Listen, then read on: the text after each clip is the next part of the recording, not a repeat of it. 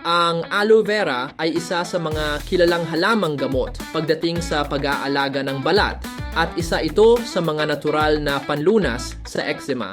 May taglay itong cooling at moisturizing properties na tumutulong maibsan ang pangangati, pamumula at pamamaga ng balat. Ang gel mula sa dahon ng aloe vera ay may anti-inflammatory at antibacterial compounds na nakatutulong protektahan ang apektadong bahagi laban sa impeksyon habang pinapabilis ang proseso ng paggaling.